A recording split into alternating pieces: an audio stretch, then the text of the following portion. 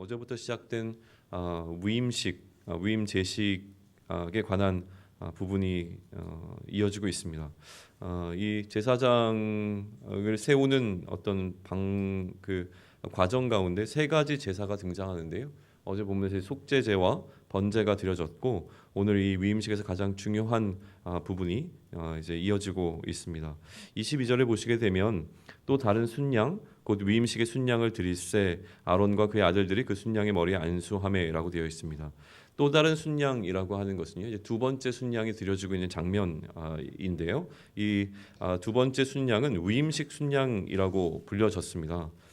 제사장 임직 제식의 아주 마지막 순서이기도 하지만 이런 이 위임식 순양이 드려지고 나서 비로소 제사장이 그의 직무를 공식적으로 수행할 수 있었기 때문에 이 위임식 순양이라고 불려지는데요.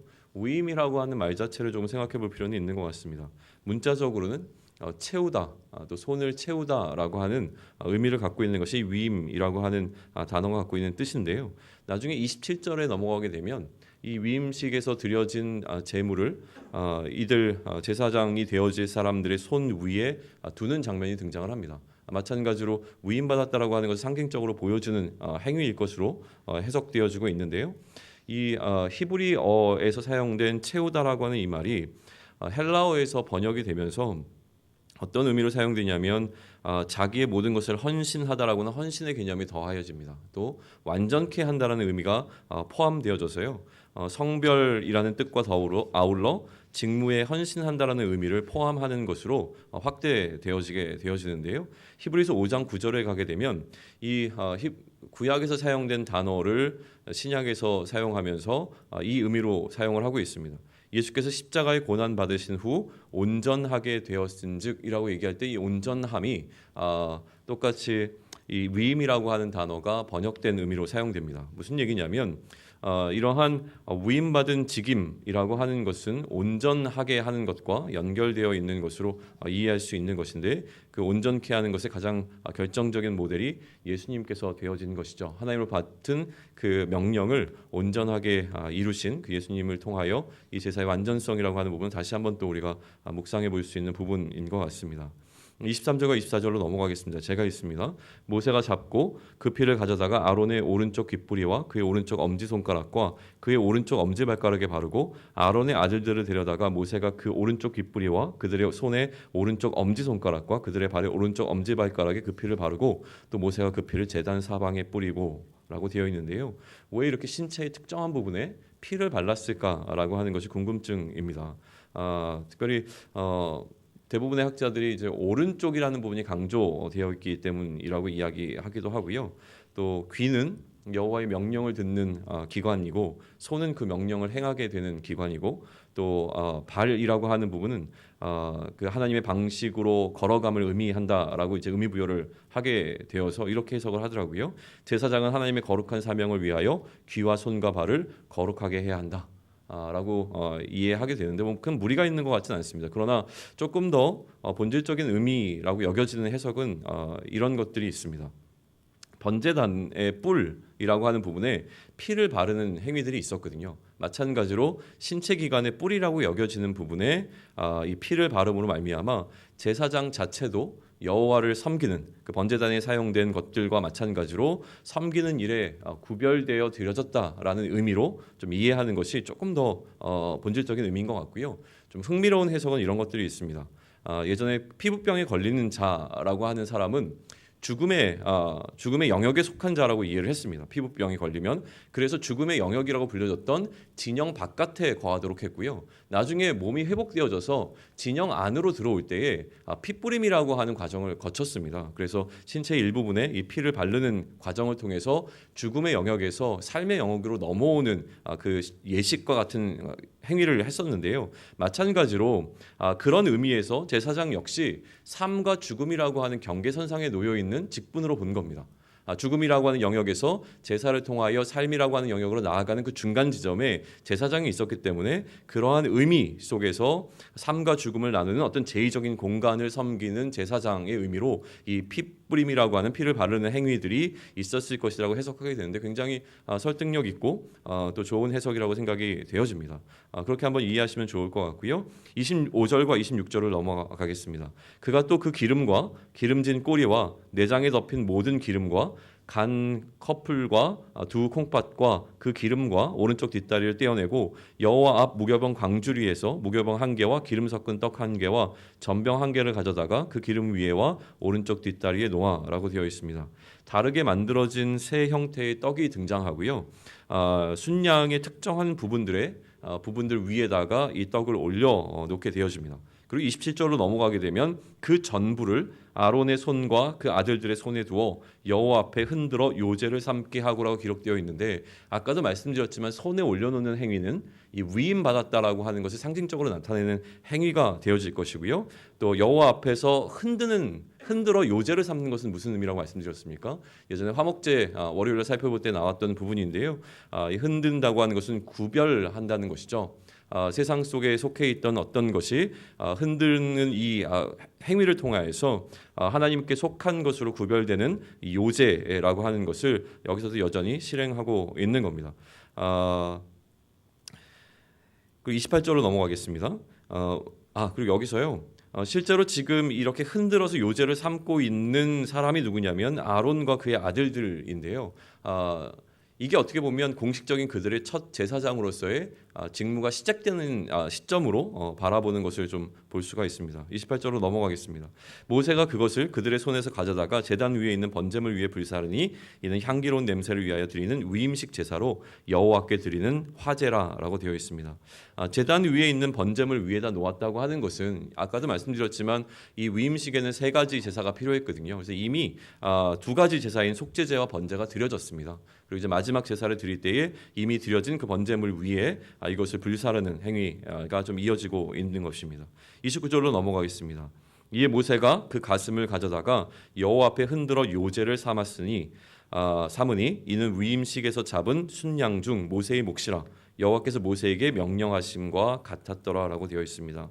여기서 주목해서 보고 싶은 단어 한 가지는 무엇이냐면 모세의 몫이라고 하는 부분입니다. 마찬가지로 우리가 월요일 날 화목제를 다루면서 제사장의 몫에 관한 부분들을 좀 이야기를 나눴었습니다. 그때 중요하게 우리가 살펴보았던 짐승의 부위가 있었습니다. 기억하십니까? 첫 번째는 가슴이었고요. 두 번째는 뒷다리였습니다. 가슴은 제사장이라고 불리는 그 제사장 모든 그룹들을 위해서 드려진 사례와 같은 부분이었고 뒷다리는 누구를 위해서 드려졌습니까? 그 제사를 집례하는 그 제사장을 위해서 드려진 것이 예물로 드려진 것이 뒷다리였다고 하는 것이죠. 그러면 지금 여기서는 모세의 몫이라고 하는 부분이 등장하는데 모세의 몫으로 주어진 것은 무엇입니까? 가슴살이라고 하는 부분인데요. 그러면 뒷다리는 어디 갔습니까? 뒷다리요. 뒷다리도 있어야 되는데 뒷다리가 보이지 않습니다. 뒷다리는 이미 25절에서 오른쪽 뒷다리를 떼어내고 그것이 전부 다 번제물 위에서 불살라진 장면이 있었습니다. 그러니 뒷다리는 누구에게로 갔습니까? 하나님께 올려졌습니다. 그래서 이것을 어떻게 바라보냐면 이 제사에 있어서 지금 제사장을 세우는 임직식이라고 하는 이 임직 제사에 있어서 하나님과 모세가 함께 이 제사장직을 수행하고 있는 것으로 이해를 합니다. 그렇게 해서 첫 번째 제사장을 세우는 임직식에 있어서의 어떤 몫은 모세와 하나님께 돌려드리는 것으로 해석하고 있습니다. 30절로 넘어갈까요? 30절입니다. 모세가 관유와 제단 위에 피를 가져다가 아론과 그의 옷과 그의 아들들과 그의 아들들의 옷에 뿌려서 아론과 그의 옷과 그의 아들들과 그의 아들들의 옷을 거룩하게 하고라고 되어 있습니다. 이제 임직식에 남은 절차가 있는 건데요. 무엇이 남았냐면 그들이 입는 옷을 성별케 하는 작업이 남아 있었습니다. 어떻게 옷을 거룩하게 만드냐면 관유와 제단 위에 피로 했다라고 기록하는데요. 다시 쉽게 얘기하면 피가 섞인 기름을 의복에 뿌리는 행위였던 것입니다. 피 뿌림으로 성소의 기물들이 깨끗해졌던 것과 마찬가지로요. 아론과 그의 아들들도 피 뿌림이라고 하는 어떤 그 행위의 목적어가 되고 있는 것이 지금 30절에서 기록하고 있는 내용입니다. 그들도 피 뿌림의 대상이 되어져서 성별케 되어지는 과정을 거치고 있는 것입니다. 31절과 31절인데요. 모세가 아론과 그의 아들들에게 이르되 내게 이미 명령하시기를 아론과 그의 아들들은 먹으라 하셨은즉 너희는 회막문에서 그 고기를 삶아 위임식 광주리 안에 떡과 아울러 그곳에서 먹고 고기와 떡의 나머지는 불사를 찌며 재물들의 이제 남은 재물들을 어떻게 그러면 소비할 것인가에 관한 지침인데요. 고기를 삶아서 광주리 안에 있는 떡과 함께 먹으라고 말씀하셨습니다. 그리고 먹고 남은 것은 어떻게 해요? 다른 거룩한 재물들과 마찬가지로 불살라 버리라고 이야기를 하십니다. 이 먹음에 관한 언급이 나오는데요. 사실 이게 화목제와 거의 비슷한 형태로 진행이 되어집니다. 그런데 일반적인 화목제에서 등장하지 않고 있는 명령이 바로 이 먹음이라고 하는 부분입니다. 제사장들에게만 나타나고 있는 명령이라서요. 이 부분을 놓고서 이 제사장들만 좀 특별하게 하나님께서 무언가 어떤 의미 부여를 하셨다는 것으로 좀 이해하고 있는 장면이 이 31절과 32절입니다. 그리고 33절부터 35절까지인데요. 지금부터 좀 같이 읽으시면 좋겠습니다. 33절부터 있습니다. 위임식은 이레 동안 행하나니 위임식이 끝나는 날까지 이레 동안은 회막문에 나가지 말라. 오늘 행한 것은 여호와께서 너희를 위하여 속죄하게 하시려고 명령하신 것이니 너희는 7주야를 회막문에 머물면서 여호와께서 지키라고 하신 것을 지키라. 그리하면 사망을 면하리라. 내가 이같이 명령받았느니라. 7일간 이 임직식은 계속 지속이 되었습니다. 임직 과정에 대한 시간이 지금 언급되고 있는 건데요. 이 7일이라고 하는 시간이 왜 필요했는가에 관해서는 그 오염을 정화하는 시간이 일반적으로 일주일이었기 때문에 이 어떤 임직식이라고 하는 그 식 자체가 이 제사장들의 어떤 뭐랄까요 속죄 행위임을 뜻하는 것이 아니라 그 임직식을 거치고 나서도 이러한 일주일이라고 하는 기간을 통해서 이들의 위상의 변화를 가져오는 기간이 필요했다라고 보는 겁니다. 평민에서 제사장으로 변화되어지는 과정인 거고요. 그들의 죄의 문제가 해결되어져서 성결케 되어지는 속죄케 되어지는 그 과정이 일주일이라고 하는 이 기간을 통하여서 계속 이루어지는 것으로 바라볼 수 있습니다. 그리고 이제 마지막인데요. 36절입니다. 같이 읽습니다.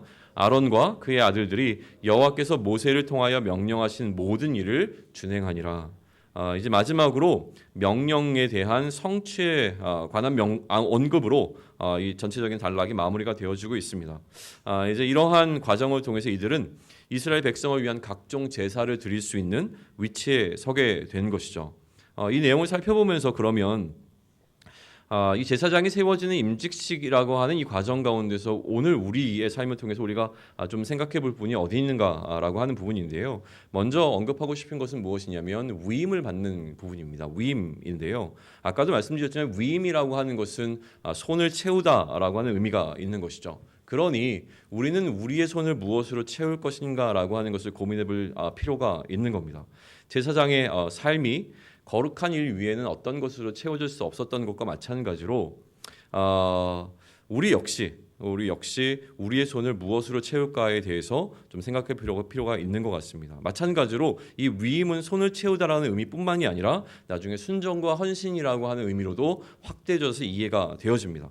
그래서 실제로 구약에서도 마찬가지로 갈렙은 온전히 여호와를 순종하였은즉이라고 할 때 사용된 이 순종이라고 하는 것도 이 위임이라고 하는 단어가 사용된 것을 볼 수 있습니다. 그러니 우리는 이 하나님으로부터 받은 명령 가운데 어떠한 방식으로 순종할 것인가라고 하는 것을 좀 고민해 볼 필요가 있는 것 같습니다. 지금 모세가 아론을 제사장으로 세우며 그에게 하나님의 일을 위임한 것과 마찬가지로 예수께서는 우리 그리스도인들을 왕 같은 제사장으로 세우시면서 성령을 부어주셔서 우리를 세상 가운데로 내보내셨습니다. 그것을 가리켜서 대위임 명령이라고 해서 대위임령이라고 이야기합니다. 우리 역시 위임받은 자라고 하는 것이고요. 그 위임받은 것 가운데 으뜸이 무엇입니까? 으뜸이 바로 마태복음에 나와 있는 내용이죠. 예수께서 나와 말씀하여 이르시되 하늘과 땅의 모든 권세를 내게 주셨으니 그러므로 너희는 가서 모든 민족을 제자로 삼아 아버지와 아들과 성령의 이름으로 세례를 베풀고 내가 너희에게 분부한 모든 것을 가르쳐 지키게 하라. 볼지어다 내가 세상 끝날까지 너희와 항상 함께 있으리라 하시니라. 이게 우리가 받은 위임 명령이라고 하는 겁니다. 그런데요, 사실은 이제 어제 우리 목회자들이 아침에 모여서 이런저런 이야기를 나누다가 이런 어떤 우리가 위임받은 이 명령을 행하는 것에 있어서 특별히 오늘 근래 우리 교회에서 새생명 축제를 굉장히 강조하고 있지 않습니까? 마테파티와 복음 전하는 일에 대해서 굉장히 강조를 하면서 이것이 우리에게는 혹시 부담감으로 다가오는 것은 아닐까? 그러니까 지나친 부담감으로 다가오는 것은 아닐까라고 하는 이제 고민이 시작이 되었고요. 그러한 것을 놓고 좀 개인적으로도 많이 좀 고민했던 시간인 것 같습니다. 복음을 전하는 것은 우리가 받은 위임 명령인 것은 분명한데요. 이 복음을 전하는 것 자체가 사실은 우리에게 그렇게 수월한 일은 아닌 건 분명한 것 같습니다. 부담이 되는 일이겠죠. 그러면서 아론을 바라본 것 같습니다. 아론은 어땠을까?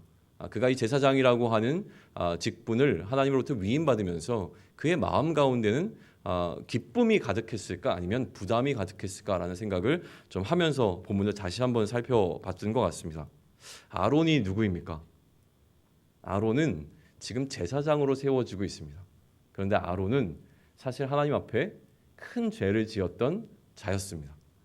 오히려 하나님을 예배하도록 이스라엘 백성들을 이끌어야 하는 자였음에도 불구하고 하나님이 아닌 금송아지를 세워놓고 그 금송아지에 절하도록 만들었던 하나님을 향하여 깊은 잘못을 갖고 있었던 자였고요. 그것이 그의 평생 남은 평생을 걸어가면서 굉장히 큰 상처가 되었음이 분명할 겁니다.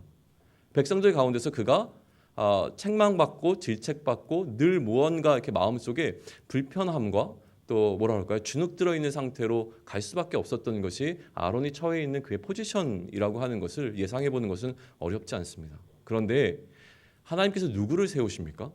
하나님을 예배하는 제사장으로 아론을 세우고 계시다고 하는 것은 굉장히 큰 의미가 있습니다. 여기에는 하나님께서 그의 죄를 속죄하셨고 용서하셨다고 하는 굉장히 강력한 메시지가 담겨 있는 겁니다. 그러면 앞으로 이제 평생 동안 누구만을 하나님만을 예배하기 위해서 예배의 직분을 담당하고 있는 자로 세워진 이 제사장 아론은 그의 남은 평생을 어떻게 살았을까요? 라고 하는 것이죠. 하나님께서 자신을 용서해 주시고 용납해 주신 그 은혜 가운데 감격하며 살지 않았을까라는 생각이 좀 들어온 겁니다. 마찬가지가 아닐까라는 생각을 합니다. 하나님의 백성을 위한 중보자로 세워진 아론의 마음속에 들어있는 마음이 오늘을 살아가는 우리의 마음속에 들어와 있기를 소망하는 생각이 좀 들어왔습니다. 우리 역시 은혜 입은 자입니다. 우리에게 맡겨진 이 대위임령이라고 하는 것이 부담이 되는 것이 사실입니다. 우리가 늘 나아가서 모든 민족을 제자로 삼아 그들에게 복음을 전한다라고 하는 것은 참 쉽지 않은 부분인 것 같습니다. 나 혼자 살기도 버겁고 나의 삶의 많은 부분들이 늘 나를 어렵게 합니다. 다른 사람을 돌아볼 여유가 없이 살아가는 것이 우리의 삶이라고 하는 것이죠. 그런데 이 부담감이 아론이 느끼는 마땅함으로 변했던 것과 같이 우리 안에서도 마땅함으로 변해질 수 있으면 좋겠습니다. 복음을 전하는 것에 관한 내가 제사장의 직분을 감당하는 것에 대한 불편함이 아니라 여전히 남아있는 하나님에 대한 죄송함으로 그럼에도 불구하고 우리를 용납해 주신 하나님에 대한 감사로 변화되어지는 그날이 임직식이 되어지는 날이 되었으면 좋겠고요. 우리 또한 성령을 받은 그날, 우리가 제사장으로 세워진 임직받은 그날 우리의 마음속에 있었던 그 마음을 잃어버리지 아니하고 오늘을 살아갈 수 있다면 오늘 역시 우리가 감당해야 되는 제사장의 역할을 잘 감당할 수 있는 날이 될 줄로 믿습니다. 기도하겠습니다. 하나님,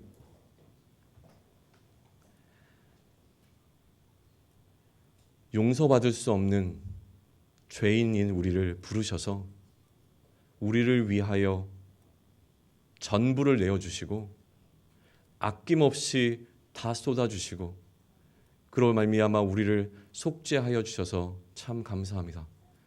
우리의 죄를 속량하신 것만으로도 감사한데 굳이 우리를 세우셔서 이 땅 가운데 제사장 삼아주셨으니 그 또한 얼마나 영광스러운 일인지 다시 한번 돌아봅니다. 하나님, 우리에게 맡겨주신 이 사명, 이 명령 감당할 때에 우리 마음 가운데 많은 부담감과 또 불편함들이 있습니다. 그러나 우리가 받은 은혜를 다시 한번 생각하며 이 일들을 기쁨으로 감당할 수 있게 하시고 그리스도께서 이 일을 기쁨으로 감당하시며 온전히 이루셨던 것과 마찬가지로 우리도 이 세상 살아가면서 우리에게 맡겨주신 이 사명 온전히 감당하며 그 종국에 하나님 앞에서 칭찬받는 자 되어질 수 있도록 우리에게 힘과 용기를 더하여 주시옵소서. 이 모든 말씀 우리 주 예수 그리스도 이름으로 기도드렸사옵나이다. 아멘. 하늘에 계신 우리 아버지여